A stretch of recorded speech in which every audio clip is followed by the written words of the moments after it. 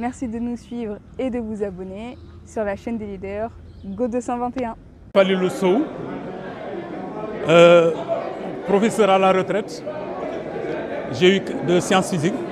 J'ai eu 45 ans de carrière avant d'aller à la retraite il y a près de 10 ans. Bon, je suis initiateur de Batou Laobé, qui en fait est une association, disons, citoyenne d'abord et culturelle. Parce que nous nous sommes dit que dans la communauté Laobé, il y avait énormément d'organisations que nous avons eu à recenser. D'aucuns s'activent dans le social, d'autres même dans des activités lucratives, et encore d'autres sur le plan politique. On dit plutôt que nous allons choisir la culture. Pourquoi? La culture, comme le disait Senghor, est au début et à la fin du développement. Et nous nous sommes dit, si nous voulons écrire notre histoire, nous devons d'abord faire des recherches sur notre itinéraire dans le passé, d'où est-ce que sont venus les Laobé. Et je sais que nous avons remonté très loin dans le passé pour savoir que nous sommes issus des fonds du Nil, avec une migration qui est passée par le lac Victoria avant d'arriver au fleuve Sénégal. C'est de là, à partir d'une tribu qui s'appelait les Saos, que nos aïeux, n'est-ce pas, sont originaires. Alors, il se trouve que, arrivé sur le fleuve Sénégal, bon, on y a trouvé nos parents Alpulaar, parce que nous partageons la même langue, le Pulaar. Nous sommes de la mouvance Fulfulde.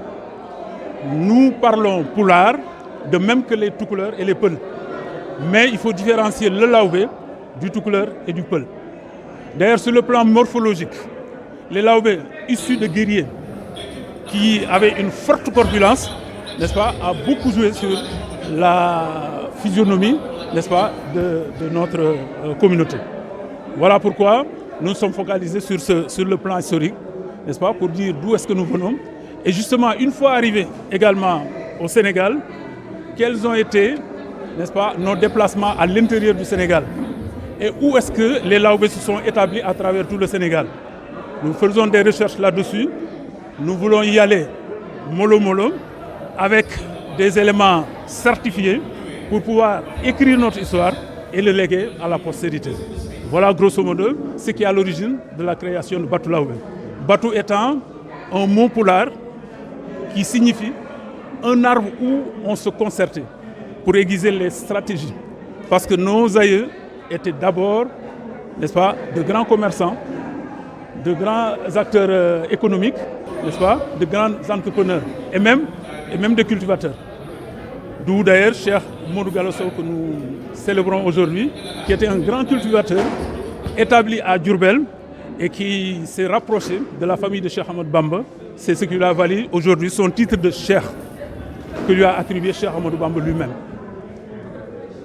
Batou Laobé existe depuis 2013 et nous avons décidé d'organiser ce qu'on appelle les rencontres culturelles des Laobé du Sénégal et de la diaspora. Parce que nous comptons des membres aussi bien à l'intérieur du pays comme à l'extérieur dans la diaspora.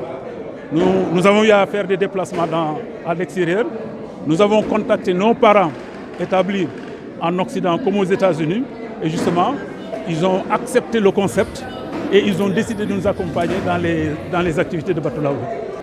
Demain, c'est qu'il y a un thème qui avait été agité il y a de cela 4 années, n'est-ce pas, que nous voulons mieux étayer, n'est-ce pas, en discuter avec des sachants pour qu'ils nous disent exactement si ce que nous avons trouvé est vrai ou pas. C'est-à-dire l'itinéraire de nos aïeux pour arriver, n'est-ce pas, au Sénégal. Donc on continue ce symposium qui avait été déjà commencé. Voilà.